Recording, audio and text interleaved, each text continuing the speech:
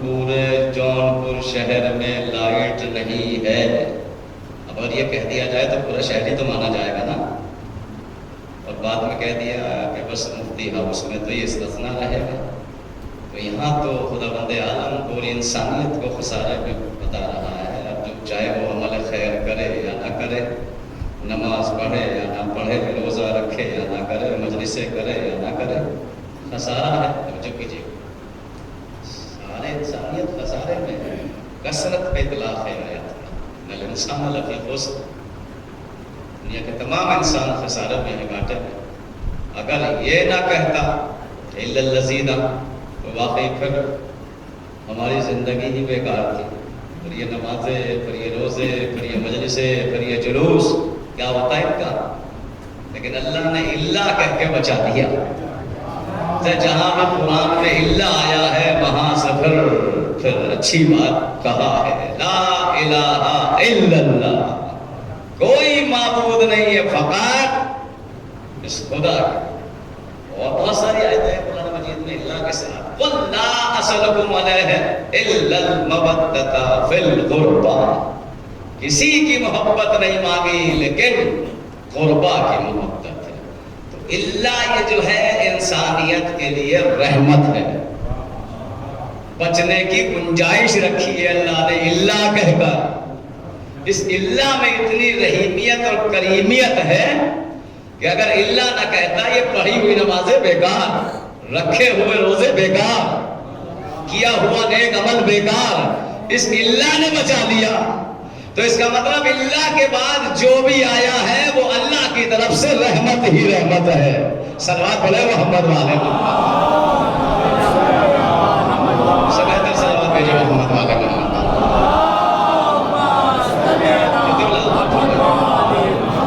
جی. تو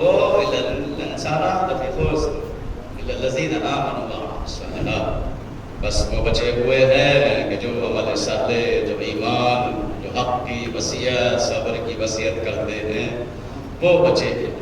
واللہ کی نظر میں تو سب بیکار ہے، سب بیکار ہے. چار ہی کوالٹی کے لوگ ہیں جس کے لیے اللہ نے جنت کو بھی خلق کیا، محشر کو بھی خلق کیا، کوثر کو بھی خلق کیا، حساب و کتاب کو بھی خلق کیا. سب بیکار ہے پوری دنیا اللہ کی نظر میں. اس لیے کہ اللہ جسے خسارے میں کہتے ہیں پھر وہ بیکار ہے، اس کا جینا، اس کی زندگی بیکار ہے. جی الذین آمنوا، ایمان والے، عمل صالح والے، حق کی تلقین کرنے والے، صبر سے کام لینے والے، یہ چار لوگ ہیں اللہ کی نظر میں معتبر.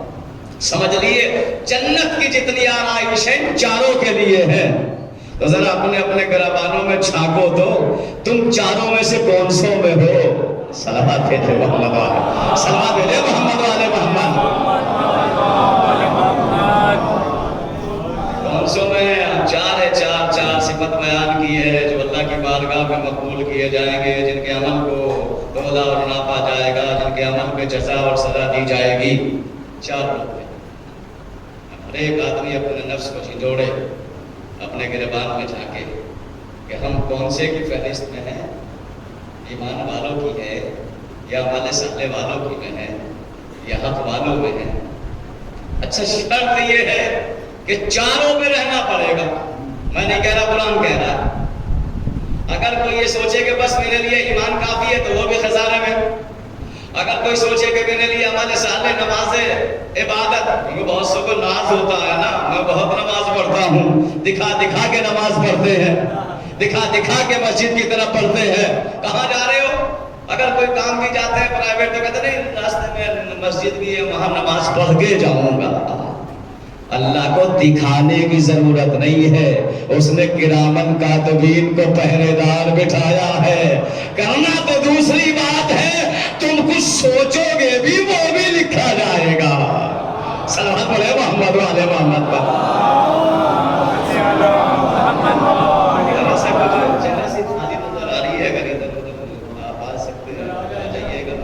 صلوات بھیجے محمد والے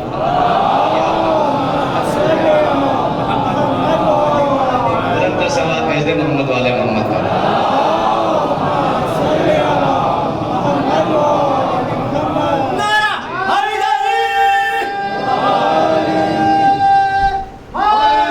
Hallelujah!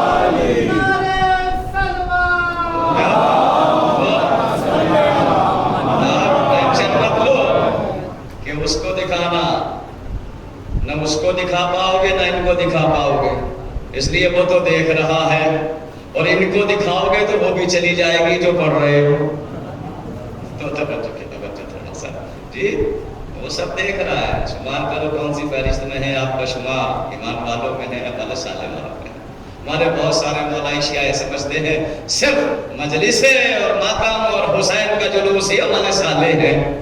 اس میں کوئی شک نہیں ہے، کیونکہ معصوم کا ذکر ہے. معصوم کے ذکر کے بغیر تو کوئی بھی عمل آگے نہیں بڑھے گا. کوئی بھی عمل آگے نہیں بڑھے گا جب تک معصوم کی مہر نہ ہو. آپ جتنی نمازیں پڑھیں، جتنے روزے رکھیں، کوئی عمل آگے نہیں بڑھے گا. لیکن آپ کو تو اور بھی فہرست میں شمار ہونا ہے.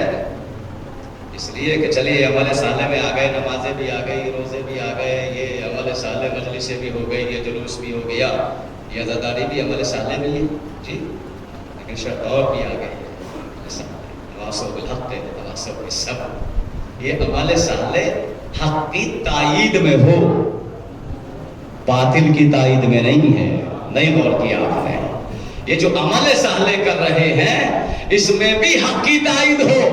کہیں ایسا نہ ہو آپ کے کسی عمل صالح سے باطل کی طرف نسبت ہو جائے، سارا عمل صالح رکھا رہ جائے گا. حق کی تائید اور صبر کی تلقین، صبر کی وصیت، تواصوا بالحق وتواصوا بالصبر، صبر کی وصیتیں ضروری ہے. تو یہ خسارہ کون ہے؟ آئیے سے تلاش کیا جائے. یہ خسارہ کون سا خسارہ ہے کہ جس کے بارے میں اللہ قرآن میں کہہ رہا ہے کہ ساری انسانیت خسارہ ہے. ساری انسانیت خسارہ ہے. ہم اپنی طرف سے کوئی خسارہ بتائے تو اور بات ہے، اور قرآن اور اللہ خسارہ بتائے تو اور بات ہے. اس لیے ہمارا تو کوئی معیار ہی نہیں ہے زبان کا. ہم کچھ بھی بول دیں، یا تو وہ بتائے کہ جس کی زبان سے آیتیں یا حدیثیں نکلتی ہے جی، یا پھر وہ خود اللہ بتائے کہ یہ ہے خسارہ کیا ہے. خسارہ کیا ہے؟ بسم اللہ الرحمن الرحیم. ومن یتخذ الشیطان ولیا من دون اللہ خسر خسارا مبینا. قرآن کی آیت ہے کہ وہ لوگ خسارے میں ہیں جنہوں نے اللہ کو چھوڑ کر شیطان کی پیروی کی. قرآن کی آیت ہے. وہ لوگ خسارے میں ہیں جنہوں نے اللہ کو چھوڑ کر من دون اللہ ولی، جنہوں نے اللہ کو چھوڑ کے دوسرے کو ولی مانا. آیت نازل ہو گئی، دائیں بائیں کوئی نہیں تھا. تفسیر میں مل جائے گا آپ کو. سامنے رسول اللہ کو علی دکھائی دیے. مولا علی نے پوچھا یا نبی اللہ آیت کس کی شان میں نازل ہوئی؟ کیا مراد ہے ولی من دون اللہ ہے کہ جو اللہ کے ولی کو چھوڑ دے وہ سب سے بڑے خسارے میں ہے. نبی نے اشارہ کیا یا علی آیت آپ کے بارے میں آئی ہے. جو آپ کو چھوڑ کے دوسرے کی اختراع کرے گا اللہ کی نظر میں وہ سب سے بڑے خسارے میں ہے. سلام علیہ محمد والے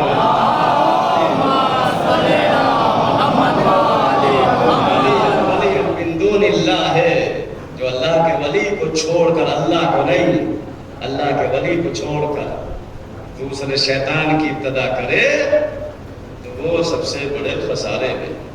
اور مجھے نام تو بتانے کی ضرورت نہیں ہے کس کس نے علی کو چھوڑا. نہ مانو علی کو، ہماری کوئی مجبوری نہیں ہے علی کو منوانا. ہماری کوئی مجبوری نہیں ہے. علی کو چھوڑو گے تو خسارے میں رہو گے اللہ کی نظر میں. یہ پہلا خسارہ ہے قرآن کا جس نے اللہ نے بیان کیا ہے کہ یہ خسارے میں جی. دوسرا خسارہ بسم اللہ الرحمن الرحیم. من یکفر بالایمان فقط حبطہ عمل. جس نے ایمان کے بعد کفر کیا اللہ نے اس کے سارے عمل کو مٹا دیا، حبط کر لیا. ہوا من الخاسرین. وہ سب سے بڑے خسارے میں ہے. جو ایمان لا کے کفر پہ آ جائے وہ سب سے بڑے خسارے میں ہے. اب تاریخ تلاش کرو ایمان لانے کے بعد کون کفر پہ آیا. یہ آیتیں پڑھ رہا ہوں قرآن کی، واقعہ نہیں سنا رہا ہوں. کون آیا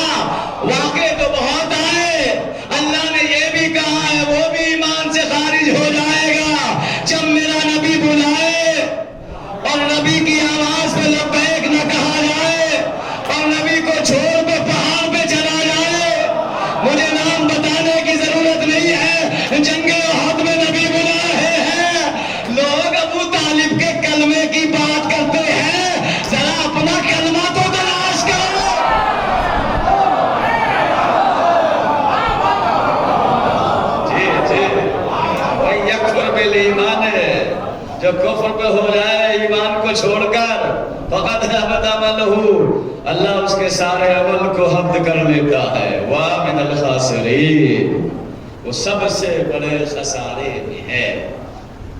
عمل ہی ختم ہو گیا، کیونکہ عمل کا رشتہ ہے ایمان سے، اگر ایمان کے دائرے میں عمل کریں گے تو قبول ہوگا۔ جی عمل تو آپ سے اچھے کرتے ہیں کافر، مشرک مسلمانوں سے بہت اچھے عمل کرتے ہیں۔ دیکھیے بہت سارے مشرک کافر ہیں، سڑکوں پر روٹیاں کھلاتے ہیں، پانی پلاتے ہیں پیاسوں کو، غریب لوگوں کی، لیکن ان کے عمل کا کوئی معیار نہیں ہے، اس لیے کہ انہیں ایمان کو چھوڑ دیا۔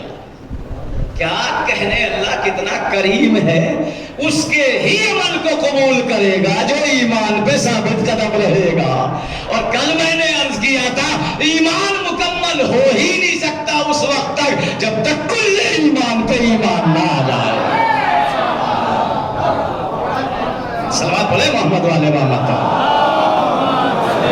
مکمل ہو ہی نہیں سکتا، مکمل ایمان علی کل ایمان، ایمان تو مکمل اسی وقت ہوگا جس کو ایمان کل بنا دیا اللہ کے نبی نے، جب ہوگا۔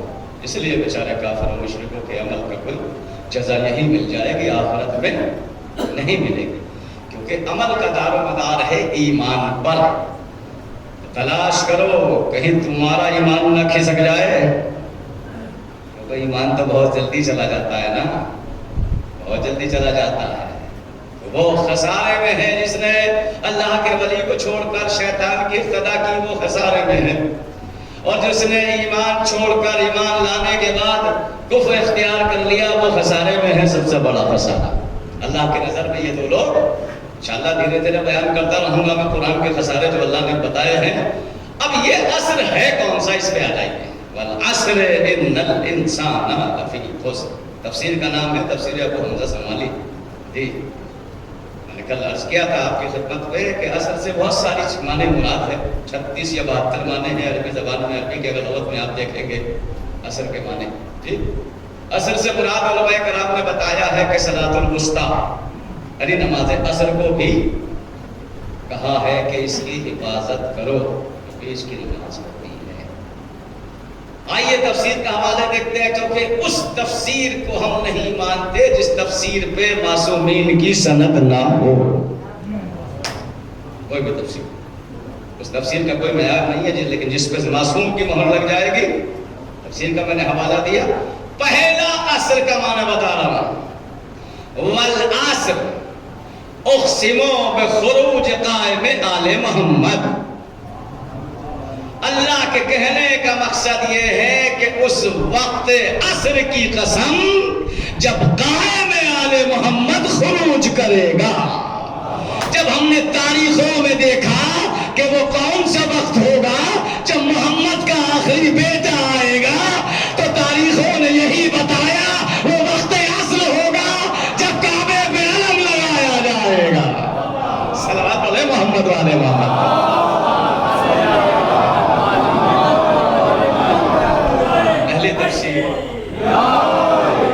اہل تفسیر جی قال العصر اقسم بخروج قائم آل محمد۔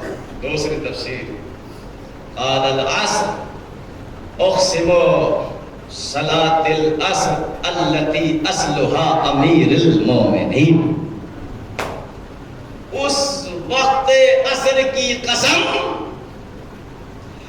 جس صلاۃ العصر میں اصلها امیر المومنین، جس صلاۃ العصر میں علی نے حالت رکوع میں زکات دی تھی۔ کیا سن رہے ہیں آپ؟ اس وقت عصر کی قسم اصلها التي امیر المومنین، اس وقت عصر کی تلاش تو کرو، یہ میں ایسے ہی تھوڑا کہہ رہا ہوں، تلاش کرو وہ کون سی نماز تھی کہ جب علی نے حالت نماز میں بھی سائل کو خالی نہیں جانے دیا۔ تو اس کا مطلب ماننا پڑے گا کہ یہ ترجمہ کیا جائے اس وقت کی قسم جب علی نے حالت رکوع میں زکات دی ہے۔ صلوات پڑھے محمد والے محمد پر۔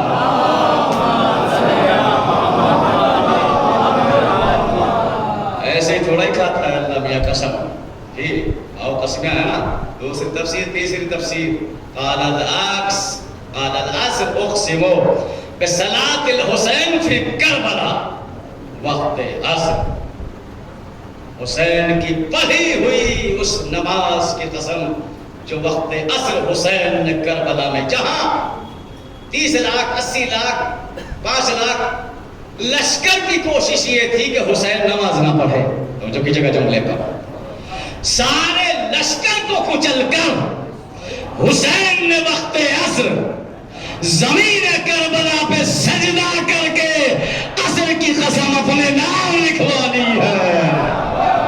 صلوات علی محمد والے محمد والے۔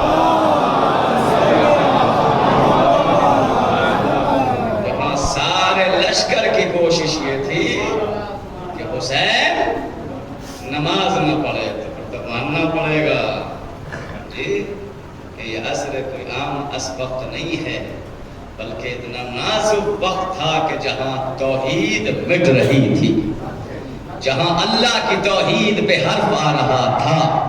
اور تینوں تفسیریں پڑھیے اور آپ ہسٹری میں جائیے، تینوں اتنے نازک وقت تھے کہ جہاں اللہ کو مٹایا جا رہا تھا، اتنے نازک وقت تھے جی۔ کیا وہ نازک وقت نہیں تھا کہ جب سائل اللہ کے گھر سے اللہ سے مانگنے کے بعد یہ کہہ کے چلا، پروردگار تو گواہ رہنا، تیرے نام سے مانگ رہا ہوں، تیرے گھر سے مانگ رہا ہوں، اور پھر بھی خالی ہاتھ جا رہا ہوں۔ صلوات پڑھے محمد والے محمد۔ ایک عام مانگنے والا، ایک عام مانگنے والا یہ کہہ رہا پروردگار تو گواہ رہنا، تیرے نام سے مانگ رہا ہوں، تیرے گھر سے مانگ رہا ہوں، خالی ہاتھ جا رہا ہوں۔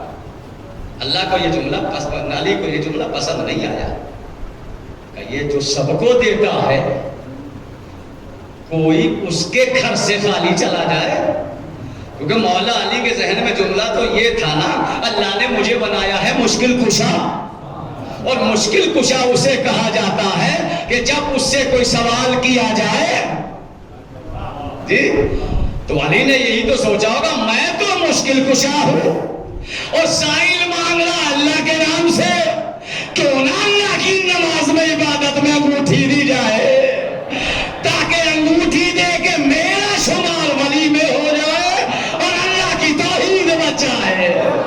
صلوات پڑھے محمد والے محمد۔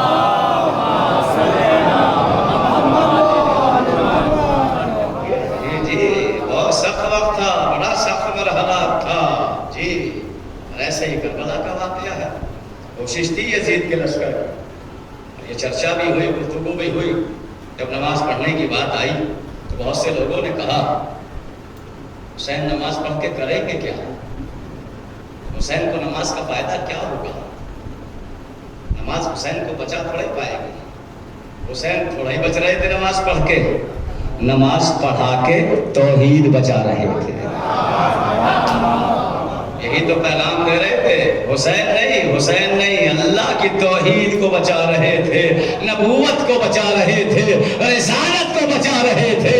اور یہی وجہ ہے کہ جب حسین کا سر سجدے میں کٹا ہے تو حسین کے بیٹے نے اتنے سجدے کر لیے کہ سید الساجدین بن گیا، زین العابدین بن گیا۔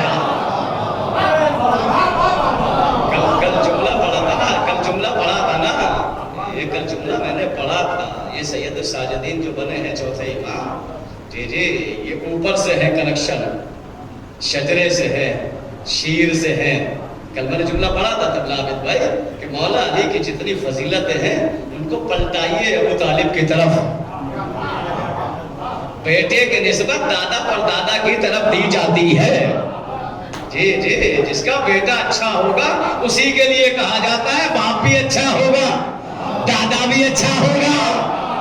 سید سجاد نے اتنے سجدے کیے ہیں تو یہ تو کہنا پڑے گا دنیا کو کہ سارے سجدے ایک طرف، حسین کا آخری سجدہ ایک طرف۔ محمد والے محمد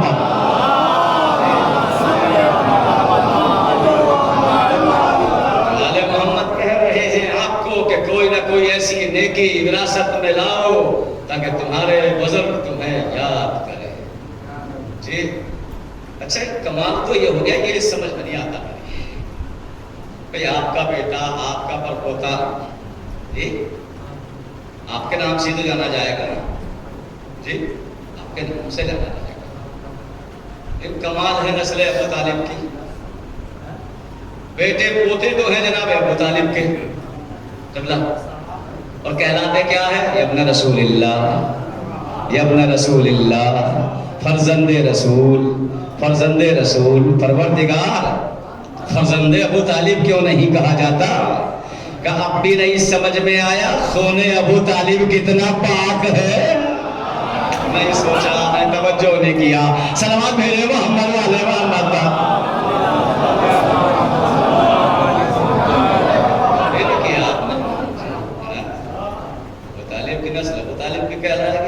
لیکن تاریخ میں ملا ہے نسل ابو طالب کو ابن رسول اللہ کہہ کے بلایا گیا، فرزند رسول کہہ کے بلایا ہے جی۔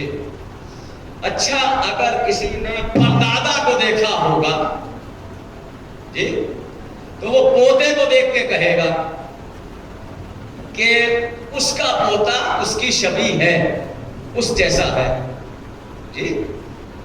تو اگر کسی نے پردادا کو ہی نہیں دیکھا اور اس کے پوتے کو دیکھ کے کہہ دے تو ہو بہو ایسا ہی ہے، روایت سناؤں گا جی۔ کمال تو یہی ہے، روایتوں میں یہ ہے جب آخری آئیں گے تو لوگ یہی تو کہیں گے ھذا ابن رسول اللہ، ھذا ابن رسول اللہ۔ ارے ان لوگ کہیں گے جس نے نہ ابو طالب کو دیکھا تھا نہ رسول کو دیکھا تھا، مہدی کے چہرے سے دیکھ کے رسالت بھی اجاگر ہوگی، امامت بھی اجاگر ہوگی، شبیہ ہو تو ایسی ہو۔ صلوات بھیجے محمد والے محمد۔ امام کے نام پہ بلند کر صلوات پڑھے محمد والے محمد۔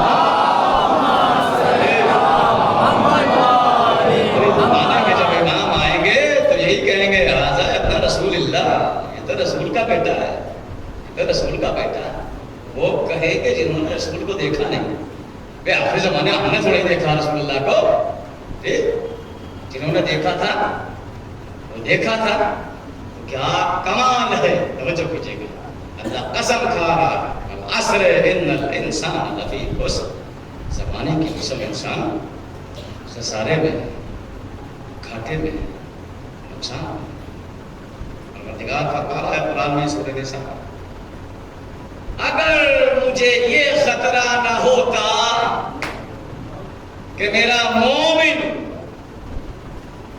بدل جائے گا تو میں کافر مشرکوں کے گھروں کو سونے چاندی کی دیواروں سے لاد دیتا۔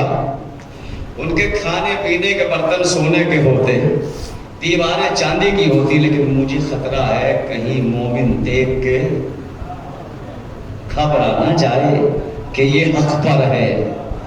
اب تو سمجھ لیا آپ نے، کسی مالدار کو دیکھ کر مغرور مت ہوا کرو۔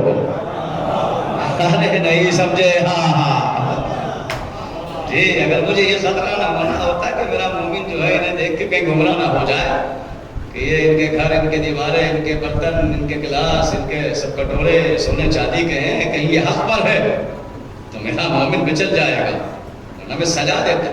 جی جی، ان الدنیا عندک ربک للمتقین، اللہ کی نظر میں دنیا کی کوئی قیمت نہیں ہے، پتھر کے پر کے برابر بھی نہیں ہے۔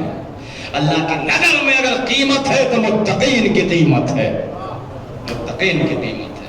اللہ اگر چاہتا ہے تو متقین۔ اچھا اللہ نے بنائی بھی ساری جنت اور جتنے آرائش ہے وہ متقین کے لیے۔ قرآن کی آیت پڑھ دو، بسم اللہ الرحمن الرحیم، وَأُزْلِفَتِ الْجَنَّةُ لِلْمُتَّقِينَ۔ ہم نے جو جنت کو سجایا ہے، سنوارا ہے، وہ متقین کے لیے سجایا ہے، وہ متقین کے لیے۔ جی تو اس کا مطلب یہ بھی معلوم ہو گیا قرآن کی آیت سے، متقین اور ہے، مومن اور ہے، نمازی اور ہے، کلمہ پڑھنے والا اور ہے۔ بھئی اگر ایک ہی صفت والے ہوتے تو اللہ جو ہے قرآن میں یہ نہ کہتا وَأُزْلِفَتِ الْجَنَّةُ لِلْمُتَّقِينَ کہ اے دنیا والو ہم نے جنت کو متقین کے لیے سجایا ہے۔ تو اب تلاش تو کرو متقین ہے کون؟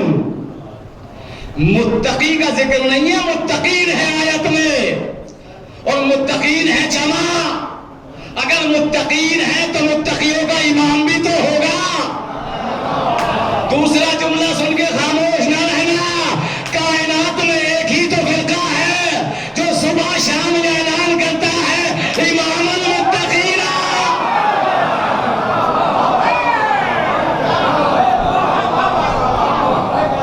صلاۃ علی محمد وعلی محمد پر۔ ایک ہی تو فرقہ ہے کائنات میں۔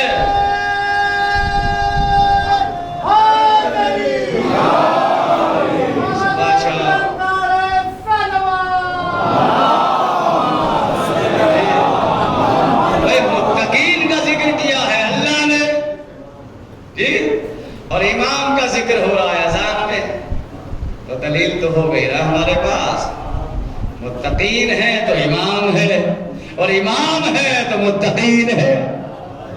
تو اب تو پہچان لو، تو پہچان لو، جنت میں ایسے نہیں جاؤ گے، ایسے نہیں جاؤ گے جب تک متقی نہ بنو گے۔ قرآن کس کے لیے ہدایت ہے؟ تمہارے لیے، کلمہ پڑھنے والوں کے لیے نہیں۔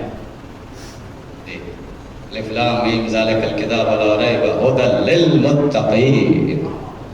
یہ قرآن تو ہدایت کرتا ہی نہیں، فقط متقین کی کرتا ہے۔ اب سمجھ میں آیا حافظ قرآن گمراہ کیوں ہوتا ہے۔ قرآن کی آیتوں کو تو رٹ لیتا ہے لیکن امام متقین سے انکار کرتا ہے، اور قرآن بھی متقین کی ہدایت کے لیے ہے۔ سمجھ گئے نا جملہ؟ اور متقین بن ہی نہیں سکتا اس وقت تک جب تک امام مبین اور امام متقین کی ارتدا نہ کرے گا، نہ قرآن ہدایت نہ کرے، یہ ناممکن ہے، عقل میں نہیں آتا۔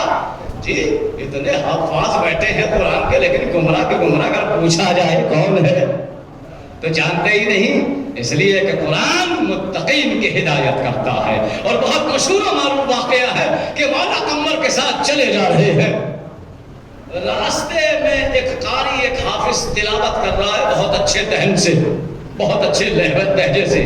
مولا علی آگے بڑھ گئے، قمر کے قدم رک گئے۔ مولا نے قمر ادھر آؤ۔ جی مولا آیا۔ کہا رکے کیوں تھے؟ کہا مولا کتنی اچھی تلاوت کر رہا ہے، کتنے اچھے لہجے میں قرآن پڑھ رہا ہے، اس کے لہجے نے، اس کی قیرت نے میرے قدم کو روک لیا۔ مولا علی نے کہا قمر یہ چاہے جتنا اچھا قرآن پڑھ لے، قرآن اس کو فائدہ نہ پہنچائے گا۔ مولا اتنے اچھے قیرت کرنے والے کو قرآن فائدہ نہ پہنچائے گا، کیوں؟ کہا قمر اس لیے کہ اس کے دل میں میرا بغض ہے۔ لاکھ تلاوتیں کرو، اگر دلوں میں بغض نہیں ہے، صلوات علی محمد علی محمد۔ یہ واقعہ ہے، اس کو اچھی تلاوت، یہ اچھا ذہن اور یہ اچھا ذہن فائدہ نہ پہنچائے گا، اس لیے کہ اس کے دل میں میرا بغض ہے۔ جی، کوئی ہے بچی ہے صفت؟ ایک انسان کے پاس دنیا میں دو ہی تین چیزیں تو ہے، یا تو تقویٰ ہے، یا ایمان ہے، یا حق ہے۔ سب تو اللہ نے علی کو دے دیا، سب تو اللہ نے علی کو دے دیا۔ متقی جنت متقین کے لیے بنائی، امام کو علی کو متقین کا امام بنا دیا۔ ایمان کے دائرے میں عبادت رکھی، علی کو کل ایمان بنا دیا۔ ساری چیزیں حق میں رکھ دی، علی کو حق بنا دیا۔ کیا سن رہے ہیں آپ؟ صلوات علی محمد علی محمد کا نہیں بچائی نہیں کچھ، کیا بچا؟ کہاں جاؤ گے؟ کہاں جاؤ گے؟ سب تو رکھ دیا اللہ نے، علی میں رکھ دیا۔ ایمان بھی، کل ایمان بھی، حق بھی، جی عمل صالح بھی، تقویٰ بھی، سب رکھ دیا۔ خسارہ ہی خسارہ ہے، خسارہ ہی خسارہ ہے۔ عصر تین تفسیریں میں نے آپ کی خدمت میں بیان کی ہے کہ جہاں توحید کو بچانا بہت مشکل تھا، ایسے مرحلے میں اللہ کا سجدہ کر کے آل محمد نے قرآن کے والعصر کو اپنے نام لکھوایا۔ اسی لیے اس سورہ کو سورہ حسین کہا جاتا ہے۔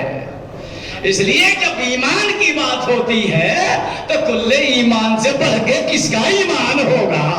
اما جب عمل صالح کی بات ہوتی ہے کہ جو تینوں پہ سجدہ کر لے، اس سے بڑا عمل صالح کس کا ہوگا؟ جب حق کی بات کی جائے گی تو حسین حق کا بیٹا ہے۔ اللہ کہہ دیا، میں نے اب سوچتے رہے حسین عام بیٹا نہیں ہے، حق کا بیٹا ہے، اس لیے علی کی ذاتی تو ہے جو حق ہے، پھر یہ کیوں نہ کہا جائے کہ حسین حق کا بیٹا ہے؟ اس لیے کہ جہاں حسین ہوگا وہاں حق ہوگا۔ علی علی علی حق ہے، نبی نے علی کو حق کا محتاج نہیں بنایا ہے، حق کو علی کا محتاج بنایا ہے۔ تبھی تو میرے پاس دلیل ہے اس بات کی، تبھی تو علی نے حالت زکوٰۃ میں انگوٹھی دے دی، حق نے انگوٹھی دی ہے، اللہ نے علی کی دی ہوئی زکوٰۃ کو اپنے نام لکھ لیا، قرآن میں آیت اتار دی، آقِمُوا الصَّلَاۃَ آتُوا الزَّکَاۃَ۔ ارے کیا سن رہے ہیں آپ؟ صلوات پڑھیں محمد والے محمد پر، صلوات بھیجیں محمد والے محمد پر۔ جو حق کی پیروی کرتے ہیں وہ بے خطر راہ حق پہ چل پڑتے ہیں، پھر انہیں ڈر نہیں ہوتا، پھر انہیں خطر نہیں ہوتا۔ والعصر ان الانسان، تمام انسانیت خسارے میں ہے۔ صداقتوں کا خلاق ہونے کے بعد اللہ نے ایک وعید سنائی ہے قسم کھا کر جی کہ ساری انسانیت خسارے میں۔ واو جو ہے واو قسمیہ ہے، کل بھی میں نے خطبہ میں کیا تھا، واو اللہ نے بہت قسمیں کھائی ہے۔ ارے ایسے ہی کہہ دیتا اللہ میاں کہ سارے انسان نقصان میں ہیں، خسارے میں ہیں، کوئی مانے یا نہ مانے، ایسے ہی کہہ دیتا، لیکن یہاں قسم کھا کے بتا رہا ہے، اس کا مطلب اس واو میں کچھ راز ہے، اس واو میں کچھ راز ہے کہ اللہ واو کے ذریعے قسم کھا رہا ہے۔ اب تلاش کرو، انشاءاللہ کل آپ کی خدمت میں پیش کروں گا کہاں کہاں اللہ نے یہ راز کو واضح کیا ہے۔ عجیب، دیکھیے اللہ کسی کے احسان کو فراموش نہیں کرتا، نہیں کسی کے احسان کو فراموش نہیں کرتا۔ ذرہ برابر کوئی اللہ کی توحید پر، اسلام پر، شریعت پہ احسان کرتا ہے تو اللہ اس کو بھی اس کی جزا عطا فرماتا ہے۔ اس کی دلیل میرے سامنے یہ ہے۔ اب بتائیے چھوٹی سی چیٹی نے کیا کام کیا تھا؟ اللہ نے قیامت تک قرآن میں سورہ نمل رکھ دیا، انسان کو ڈوب مرنے کی جان ہے، چھوٹی سی مخلوق کوئی کام کرے اللہ قیامت تک قرآن میں اس کا نام سورہ میں دے دیتا ہے۔ سورہ نمل کیا کام کیا تھا چیٹی نے؟ کوئی پہاڑ توڑا تھا، کوئی جنگ کی تھی، کوئی تلوار چلائی تھی، کیا کیا تھا؟ کچھ بھی نہیں کیا تھا۔ یہ کیا تھا کہ جب سلیمان کا لشکر اتر رہا تھا تو بیچارے چیٹیوں کے سردار نے اپنے قوم کو بلا کے کہا اپنے اپنے قلعوں میں چلے جاؤ کہ ایسا نہ ہو سلیمان کا لشکر تمہیں کچھ کرے۔ جیسے جناب سلیمان نے سنا، نیچے اترا تخت زمین پر اور چیٹیوں کے سردار کو اپنے ہاتھ پہ بلایا۔ کیا کہہ رہا تھا؟ سلیمان کا لشکر کو چل دے گا؟ کہا جی حضور ہاں۔ کہا کوئی معصوم سے ہلاک ہوتا ہے کیا؟ چیٹیوں کے سردار کا جواب سنیے، تفسیر میں مل جائے گا۔ کہا یا سلیمان تم ہی تو معصوم ہو، تمہارا لشکر تھوڑا ہی معصوم ہو۔ یعنی چیٹیوں کے سردار نے ایک لمحے کے لیے ایک نبی کو متوجہ کیا، اللہ نے انعام اتنا بڑا دیا کہ قیامت تک سورہ نمل قرآن میں رہے گا۔ ارے جو ایک لمحے کے لیے نبی کو متوجہ کرے اس کا نام قرآن میں، جو ابو طالب پوری زندگی متوجہ کرتا رہا چچا یہ کرو یہ کرو یہ کرو، تو کیا اللہ اس کا نام قرآن میں؟ تو کہنے کا مرضی ہے کہ اچھا جب بلایا تھا تو جناب سلیمان نے کہا یہ بتا تو افضل ہے یا میں؟ چیٹیوں کے سردار نے کہا آج تو میں ہی افضل ہوں۔ اچھا کیوں؟ کہا اس لیے کہ آپ ہوا پہ ہیں، آپ تخت پہ سوار ہیں، آپ کا تخت ہوا پہ ہے، آپ زمین پہ ہیں اور آپ کے ہاتھ پہ میں ہوں۔ بہت دور کی سوچیے، بہت دور کی سوچی ہے۔ غدیر میں یہی تو کچھ ہوا ہے، لوگوں کو نیچے کھڑا کیا جی، اونٹوں کی چھت پہ جو ہے پشت پہ کجاوے باندھے، اور نبی کہہ رہے ہیں افضل کون؟ کہ افضل تو وہی ہوتا ہے جو سب سے اوپر ہوتا ہے۔ آج علی کو دیکھنا، سب علی سے نیچے ہے، علی سب سے اوپر ہے۔ سلام بھیجے محمد والے محمد کا۔ تو میں آپ کی خدمت میں عرض کر رہا تھا، انسان سوچے، انسان کائنات اللہ نے انسان کے لیے خلق کی ہے، لیکن انسان غور و فکر نہیں کرتا۔ کون ہے کریم، اتنا قریب، اتنا رحیم کوئی بھی تو نہیں ہے جو اتنا متوجہ کرے۔ سورۃ الرحمن میں کتنی بار آ گیا فَبَيَّا عَلَىٰ رَبِّكُمَا تُكَذِّبَانِ۔ آج مومنین کے سامنے اگر کوئی جملہ ریپیٹ کر دو مجلس کا، کہتے ہیں مولانا یہ تو پڑھا ہوا ہے، سورہ رحمان کو پڑھا کیا کر، سورہ رحمان کو پڑھا کیا کر۔ کتنی جی فضیلت کی طرف ریپیٹ ہو سکتا ہے۔ اللہ نے سورہ رحمان میں ایک جملے کو ریپیٹ کر کے بتایا کہ اگر رحمتوں کی طرف متوجہ کیا جائے تو اگر دہرایا بھی جائے تو کوئی فرق نہیں پڑتا ہے۔ سلام بھیجے محمد والے محمد پر۔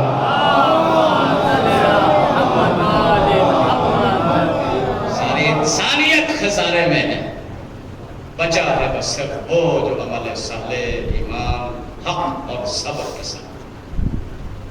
اس وقت کی قسم ہے جب ایسے ماحول میں، ایسے معاشرے میں اللہ کی توحید کا بچانا مشکل ہو رہا تھا، آل محمد نے خدا کا سجدہ کر کے توحید کو بچایا۔ سب سے خسارہ وہ ہے کہ شیطان کو ولی مانا۔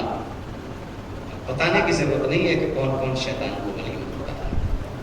ہم علی کے زمانے میں تو مانا ہی ہے شیطان کو لوگوں نے ولی، حسین کے زمانے میں مانا ہے شیطان کو ولی۔ اس لیے جب آپ تاریخ پڑھیں گے یزید سے بڑا تو شیطان کوئی بھی نہیں ہوا، لیکن ایسے ماحول میں لوگ یزید کو ولی مان رہے تھے، ولی نہ مانتے تو نبی کے نواسے کے گردن پہ چھری نہ چلاتے، ولی مانا تھا تبھی تو جی۔ لیکن ایک طرف اللہ کا ولی کا بیٹا تھا اور ایک طرف شیطان کا بیٹا تھا، شیطان کی طرف سے ولایت کر رہا تھا یزید۔ اس لیے حسین نے وقت عصر سجدہ کر کے قرآن کی آیت کو اپنے نام لکھا لیا۔ حاضاداروں والے محمد نے انسانیت کو خسارے سے بچا دیا، اس لیے کہ جہاں کربلا میں اسلام، شریعت، نبوت کی جنگ تھی وہاں انسانیت کی جنگ تھی۔ اور سب سے پہلے ثبوت فاطمہ کے لال نے صبح روز عاشورہ کا جو خطبہ دیا ہے نا، سنیے گا، مولا حسین نے ناقے پہ سوار ہو کے دیا، اونٹنی پہ سوار ہو کے دیا جی۔ اس لیے کہ عرب کا یہ دستور تھا کہ اگر کوئی خطبہ گھوڑے پہ سوار ہو کے دے رہا ہے تو لوگ سمجھتے تھے یہ جنگ لڑنے کی تیاری میں ہے، اور اگر خطبہ اونٹ پہ سوار ہو کے دیا ہے ناقے پہ تو لوگ سمجھتے تھے یہ جنگ کرنے نہیں آیا، یہ صلح کے لیے۔ فاطمہ کے لال نے وہاں بھی حجت تمام کر دی۔ صبح عاشورہ کا خطبہ جو دیا ہے وہ ناقے پہ سوار ہو کے دیا ہے، اور یہ ثبوت لکھوایا ہے تاریخ میں، دیکھو میں جنگ نہیں کرنے آیا، میں جنگ نہیں کرنے آیا، میں صلح چاہتا ہوں۔ میں سنا ہے تاریخ میں امام حسین علیہ السلام نے چند خطوط لکھے تھے، جس کو آپ اکثر سنتے ہیں، کربلا میں حوالہ دے رہا ہوں، مختلف کربلا میں یہ واقعہ اکثر خطوط کے بارے میں سنتے ہیں۔ مولا حسین نے تین لوگوں کو خط لکھا، ایک جناب حبیب ابن مظاہر کو، ایک مسیب۔ حبیب پہنچ گئے، مسیب تاخیر سے پہنچے، اور ایک خط لکھا تھا امام حسین علیہ السلام نے بصرے کے شیعوں کو جی، اور بصرے کے شیعوں کو امام حسین کا خط 9 محرم کی صبح ملا۔ اس میں امام حسین علیہ السلام نے لکھا تھا بصرے والوں میں نظر آتا میں پھر گیا ہوں اور نبی کا نواسا ہوں، مجھ سے واقف ہو سکے تو میری مدد کے دیا۔ 9 محرم کی صبح پہنچا تھا بصرے کے شیعوں پر، سارے بصرے کے بزرگ اکٹھے ہوئے، میٹنگ کی، کہا دیکھو نبی کے نواسے کا خط آیا ہے، کیا ارادہ ہے؟ مدد کے لیے بلانا۔ ابھی یہ مشورہ ہی کر رہے تھے کہ ایک 24 سال کا جوان جس کا تاریخ میں نام سعید لکھا ہے، سعید، وہ سعید نہیں جو 120 سال کے تھے، سعید۔ نوجوان نے پوچھا بصرے کے بزرگوں سے، لوگوں سے، کیا کر رہے ہو، کیوں اکٹھا ہوئے ہو؟ کہا حسین ابن علی کا خط آیا ہے کربلا سے اور مدد کے لیے بلا رہے ہیں۔ سعید نے پوچھا تھا پھر کیا خیال ہے؟ کہا ابھی سوچ رہے ہیں کہ جائے یا نہ جائے۔ یہ سنا سعید نے، اس اجتماع کو چھوڑا گھر پہنچا، 2 مہینے پہلے شادی ہوئی تھی. ماں سے کہتا ہے ماں میرا لباس جنگ دے دو. ماں نے پوچھا کیا کوئی اسلام پہ کفر نے چڑھائی کر دی کیا؟ کسی نے حملہ کر دیا اسلام پر جو لباس جنگ مانگ رہے ہو؟ کہا نہیں ماں، چڑھائی نہیں کی کسی نے. فاطمہ کا لال نلغائے آدھا میں گھر گیا ہے اور مدد کے لیے بلا رہا ہے. اماں کہتی ہے، ماں کہتی ہے، سعید کی ماں کہتی ہے بیٹا ابھی 2 مہینے پہلے تو تیری شادی ہوئی ہے، کچھ اپنے دلہن کے بارے میں تو سوچ. کہنے لگا نہیں اماں، جب امام وقت مدد کے لیے بلایا تو پھر سوچا نہیں جاتا ہے. اس لیے کہ وہ کل کا سردار اتنا غریب ہو گیا کہ ہم جیسے معمولی لوگوں کے لیے مدد کے لیے طلب کر رہا ہے. ماں نے اشارہ کیا دلہن کی طرف، اچھا بیٹے دلہن سے اجازت لے لے. صحیح نہیں ہے کہ تیری ابھی شادی ہوئی ہے 2 مہینے پہلے. پتہ کیا جواب دیا سعید نے؟ اماں کیا آپ کو نہیں معلوم جب امام وقت بلاتا ہے تو والدین کی اطاعت واجب نہیں ہوتی. مجھے جلدی سے لباس جنگ دے دو تاکہ میں فاطمہ کے لال کی مدد کے لیے کربلا پہنچوں. مختل نے روایت لکھی سعید بصرے سے چلا اور اس وقت پہنچا کہ جب سینہ حسین پہ شمر سوار تھا.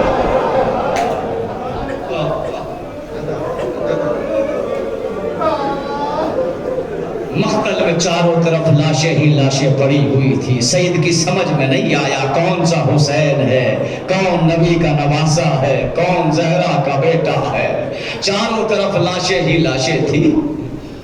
سلام کرتا گیا، السلام علیکم یا ابا عبداللہ، السلام علیکم یا ابن رسول اللہ. یہ سلام کرتا ہوا حسین کے خیموں کے قریب پہنچ گیا.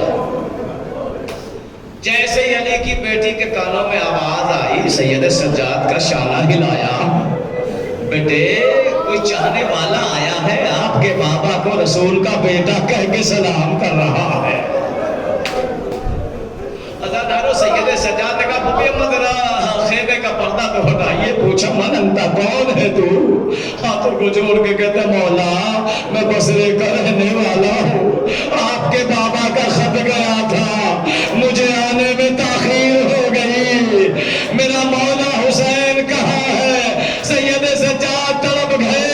سعید اس نشیب کے پاس چلا گیا جہاں میرا ماما آخری سجدہ شکر کر رہا ہے. جزاک اللہ جزاک اللہ.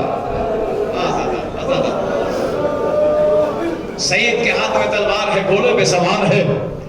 ایک مرتبہ اس نصیب کا چکر لگا رہا ہے جس میں فاطمہ کا لال. سلام کیا، السلام علیکم یا ابا عبداللہ. حسین کی آواز ہے علیکم السلام. کہا کون ہو؟ کہا مولا سعید ہوں. آپ کی مدد کے لیے آیا ہوں آقا. کہا سعید میرا اکبر مارا گیا. کہا سعید میرے عباس کے شانے کر گئے. سعید میرے بھانجے مارے گئے. کہا مولا اس نے جہاد دیجئے. کہا سعید اپنی جان بچا لے. سعید رو کے کہتا مولا نہیں جاؤں گا اپنی جان بچا کر.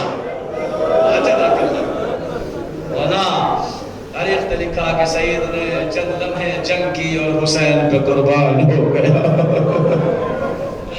حسین نے دیکھا کہ جب سعید کا سر کٹ گیا، سعید شہید ہو گیا. لوگ کہتے ہیں سعید میں تجھے بچا نہ سکا، تو میری مدد کے لیے آیا تھا. عزادارو مولا حسین اتنے غریب ہو گئے کہ مدد کے لیے چاہنے والوں کو بلا رہے ہیں. ہاں عزادارو صاحب کی منزل ہے کیونکہ 12 سفر ہو چکی ہے. دھیرے دھیرے حسین کا چہروں ذہنوں میں سما رہا ہے. تڑپ رہے ہیں عزاداروں کے کلیجے. کاش اس چہروں میں شریک ہو جائے کہ جس میں زینب ماتم کرنے کے لیے کربلا آئے گی.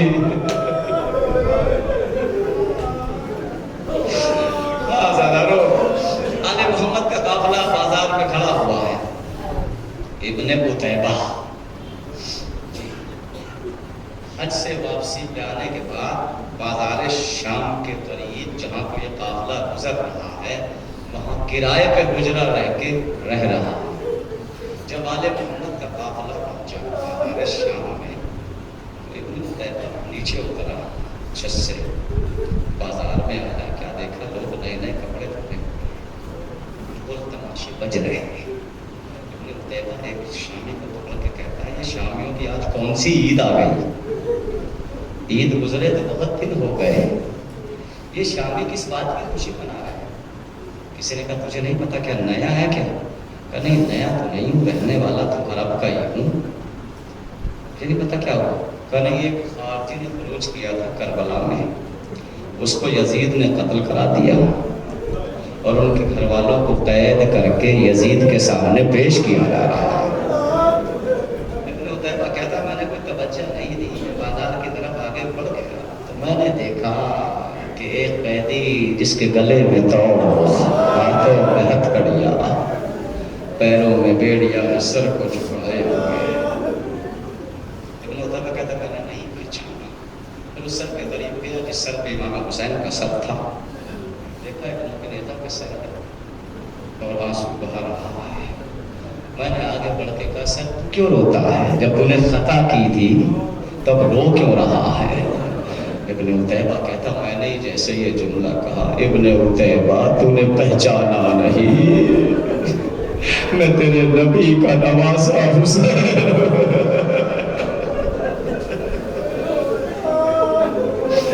ابن عتیبہ کہتا میں نے جیسے سنا یہ کٹا ہوا سر میرا نام لے رہا ہے، ہاتھوں کو جوڑ کے کہتا ہوں تجھے تیرے حق کا واسطہ تو ہے کون؟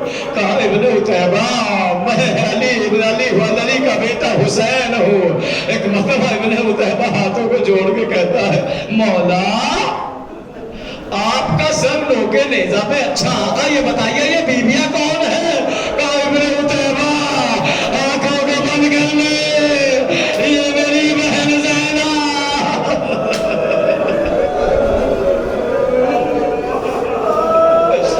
میرا بیٹا سید سجاد جس کے گلے میں توخ ہاتھوں میں ہتھکڑیاں۔ ابن عتیبہ کہتا میں ہاتھوں کو جوڑے ہوئے چوتھے امام کی خدمت میں پہنچا، میرے مولا میرے لیے کوئی خدمت فرمائیے۔ اب روئیں گے ایک جملے میں جو میں پڑھنے جا رہا ہوں، عزادارو ایک مرتبہ مولا سجاد فرماتے ہیں اے ابن عتیبہ یہ بتا تیری جیب میں کتنے پیسے ہیں؟ اتنے غریب ہو گئے آل محمد۔ ابن عتیبہ کہتا ہے مولا خدمت تو بتائیے کیا خدمت لینا چاہتے ہیں؟ کہا ابن عتیبہ وہ جو سامنے سر ہے ان سر والوں کو دے دے تاکہ سروں کو آگے بڑھائے، تماشا دیکھنے والے میرے پھوپھی سے ہٹ جائے۔ ابن عتیبہ پہنچا، ایک مرتبہ اس سر والے کو بلایا جس نیزے پہ حسین کا سر تھا، جیب سے 1000 درہم نکالے، ذرا سر کو آگے بڑھا دے۔ عزادارو کیوں کہا امام حسین سید سجاد نے؟ سید سجاد فرماتے منحال ہجوم اس قدر تھا کہ ہمیں چلنے کی جگہ نہیں ملتی تھی، ہرے ہرے قافلہ آتا تھا ہمیں پتھر مارتا تھا۔ سر پیٹ کے رویا کرو، حسین کے رنگ میں ماہ سفر ہے۔ رونے میں شرمایا مت کرو، یہ کہہ کے یہ سوچ کے رویا کرو یہ رونا آخری رونا ہے۔ آپ نے دیکھا ہوگا ارے گزشتہ برس جو مرحوم بیٹھ کے رویا کرتے تھے آج اپنی قبروں میں سو رہے ہیں، روحیں تو تڑپ رہی ہوگی۔ ایک مرتبہ ابن عتیبہ پھر مولا سجاد کی خدمت میں پہنچا، جی مولا میں نے سر والے کو آگے پہنچا دیا۔ کہا ابن عتیبہ یہ بتا کیا اور بھی تیرے پاس پیسے ہیں؟ جی آقا بتائیے۔ کہا ابن عتیبہ ارے کچھ چادریں خرید کے لا تاکہ میری پھوپھیوں کا سر ڈھک جائے۔ ابن عتیبہ کہتا ہے میں بازار سے ہٹ کے دوسرے بازار میں گیا، میں نے 1000 درہم کی چادریں خریدے، چادر لے کے سید سجاد کے پاس پہنچا، مولا سجاد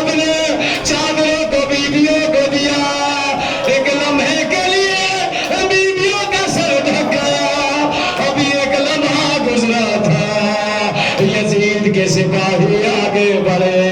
ارے کبھی لیلا کے نیزہ مارا, کبھی رباب کے نیزہ مارا, کبھی زینب کی چادر چھری, کبھی ام کلثوم کی چادر چھری. زینب تڑپ گئی, اے بھیا تیری زینب غریب ہو گئی. اے نانا بازار شاہ تیری نوازیاں میرے دا.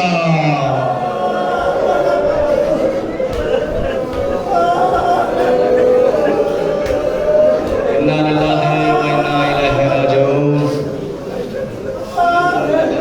تسلیما لامرہ.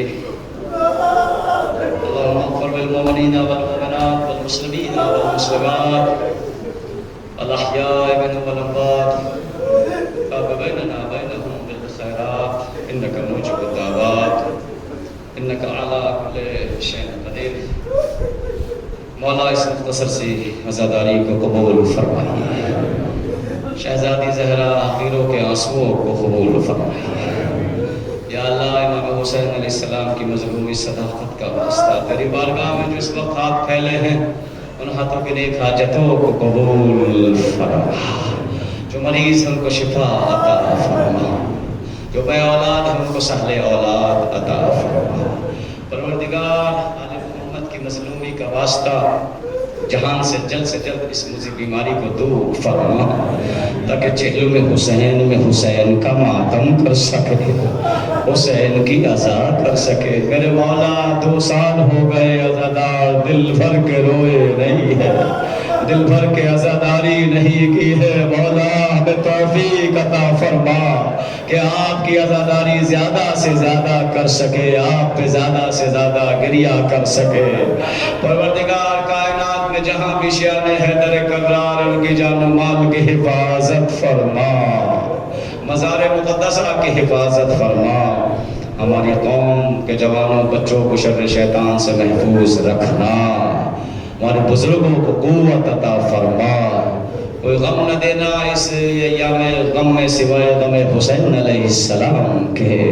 پروردگار جو مرحوم ہو چکے ان کی مغفرت فرما, خصوصاً وکیل صاحب کی مغفرت فرما, کیونکہ عزاداروں کے لیے بڑا اہتمام مرحوم کیا کرتے تھے, بڑی مہمان نوازی کیا کرتے تھے. ضرور شہزادی زہرا ان لوگوں کو اجر عطا فرمائے گی جو حسین کے عزاداروں کا احترام کرتے ہیں, استقبال کرتے ہیں. اے میرے اللہ تو امام کے ظہور میں تاجیل فرما, ہم سب کا شمار ان کے حقیر آبار انصار میں فرما. ربنا تقبل منا انک انت السمیع العلیم. ماتم حسین.